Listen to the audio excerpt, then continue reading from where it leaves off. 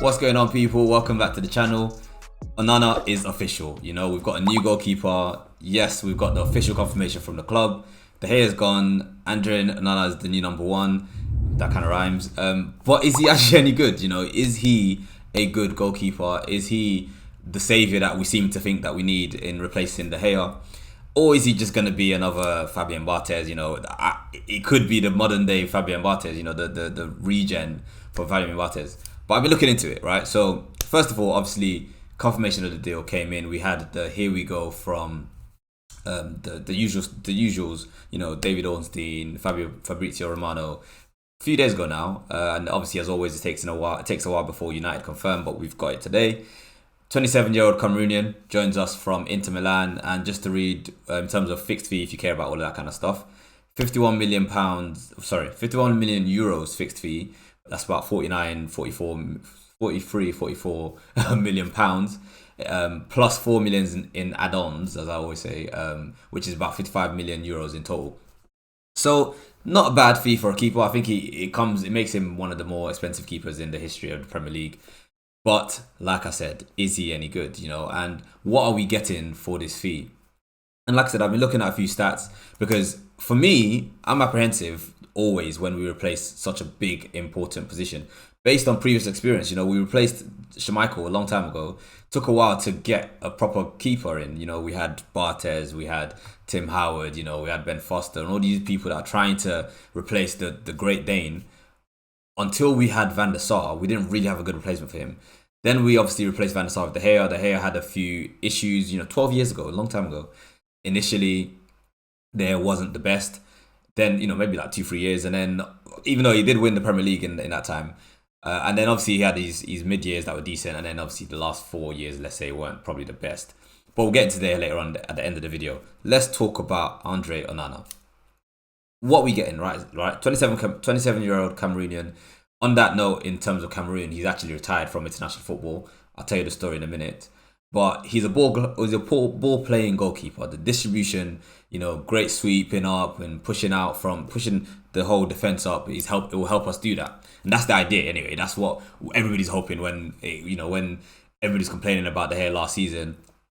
His passing range wasn't the best, and you know we complain about it a lot because when he did get the ball and he did kick the ball up or try and pass to a player in our own team, he'll lose the ball. And obviously that puts us under pressure. Andre Onana, on the flip side, he's so good. You know, I've looked at for footwork, right? I've looked at a lot of compilations and, you know, I've watched a few games of his. Obviously, I think we all watched probably the Champions League final, and you saw how he was pushing up, how he was passing, crisp passes, lovely passes to his defensive line, to these midfielders, and that's what we're expecting when he comes to Manchester United. And I saw, like I said, that when I was watching the compilations, you know, you see a skill that he really likes doing is cutting back, or you know, letting the ball come to him and then cutting back from the player that's coming, faking him and then passing it on either weak foot, right foot, left foot, right foot. He's very good with his weak foot. So let's just see if that is enough in terms of, you know, going forward, in terms of comparing it to De Gea, right? Let's look at some stats, right? So looking specifically first and foremost at the positives, okay? In comparison to De Gea, and we're just looking at their last season at Inter Milan for Andre Onana, and at obviously United for us in Serie A and in Premier League. And looking at passing stats, it's ridiculous. You know, De Gea's passing wasn't great. You know, you're looking at passes attempted here. He's got 28.5, this is De Gea, and then 38 attempted from Andre Onana.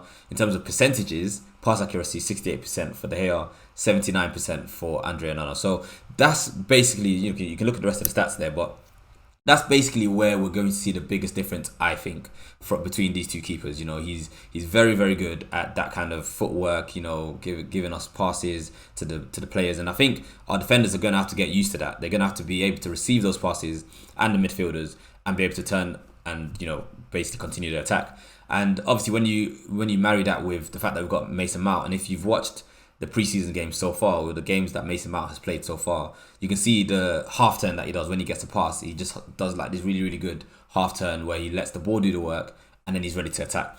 So I think that will be good from Onana. But, and you know, as you can see with the comparison to De Gea, De Gea wasn't giving us that. But my fear really is the actual traditional goalkeeping aspects. Now, when you look at De Gea, right? When we think of De Gea, he was very good at shot stopping. Obviously, deteriorated over the last few years, but he was very good at shot stopping. He was, he had that kind of cat-like reflexes. Does Onana have that? And I looked at a few other stats in terms of like aerial duels and crosses, claiming crosses, and this kind of one-on-one duels as well. And I think those are probably Onana's weaknesses. I would think, right? So from what I've seen anyway, so long shots, he doesn't have that kind of strong wrist or strong hand that maybe De Gea.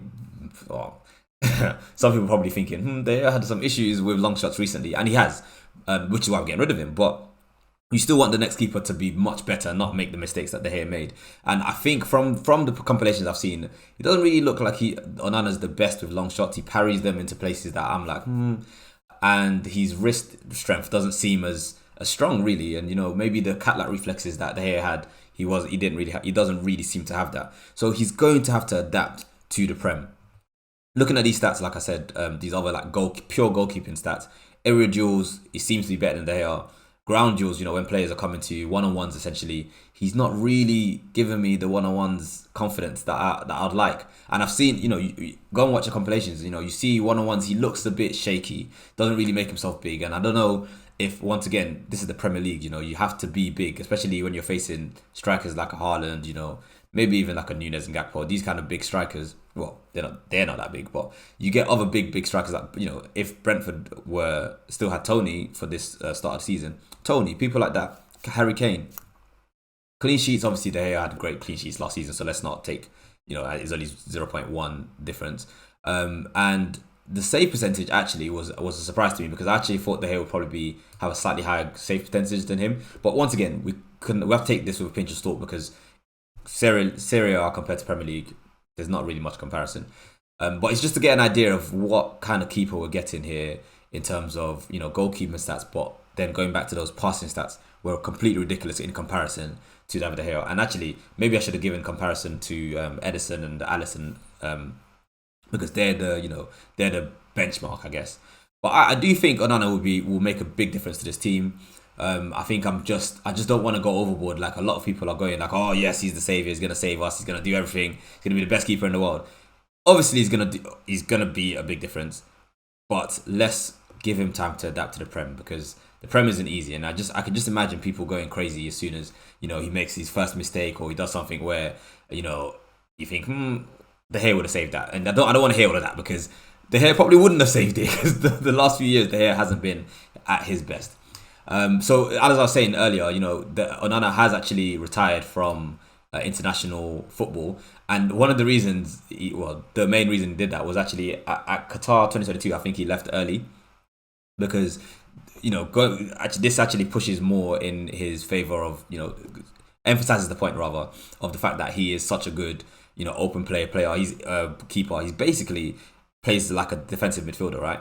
So I think he faced, I've got the stats here. When he faced Switzerland, when Cameroon faced Switzerland in 2022, right? Onana had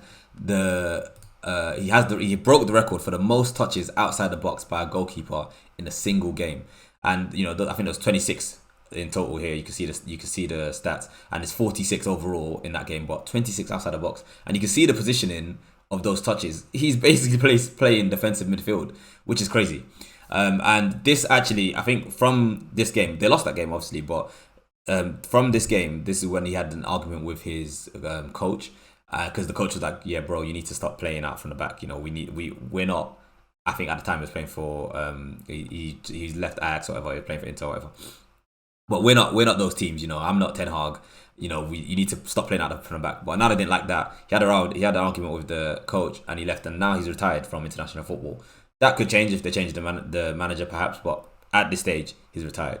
So you can see his kind of mentality as well, and I'm sure you've seen some of the interviews post-game, pre-game, in post-game and pre-game in the Champions League final, when he's talking about not fearing Haaland, only fearing God, that kind of stuff. So he's got the mentality. Goalkeepers need to be crazy. He's clearly got the mentality to be our goalkeeper.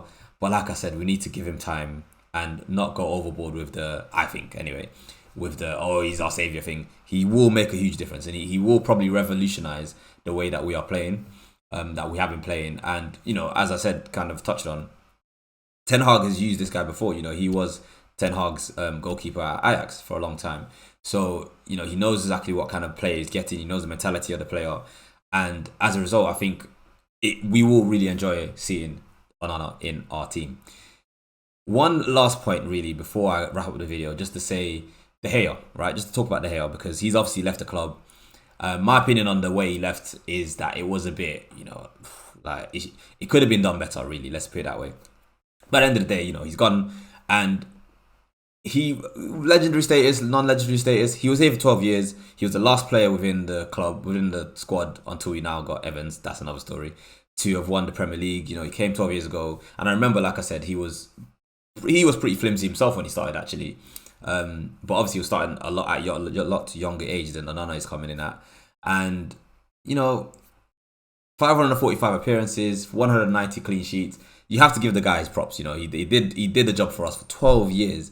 And yeah, thank you to De Gea, I guess, you know, but on to the next, really, on to this Onana guy. And I hope he can, you know, spend a long period of time at United, and really, we can really be excited about him. He's already come out and said that he wants to win the Champions League with United.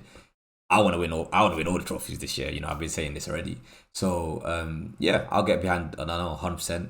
I'm apprehensive, obviously, but we needed to upgrade De Gea. We needed someone like Onana to come in and push us onto the next level. And let's see how it plays out. Pardon the pun. Thanks as always for watching the video. Drop a like on the video if you liked it. If you didn't like it, still drop a like just for the bants. Subscribe to the channel if you haven't subscribed. And yeah, lots of content coming up. We're gonna see Onana play very, very soon, so keep an eye out for that, and catch you on the next one.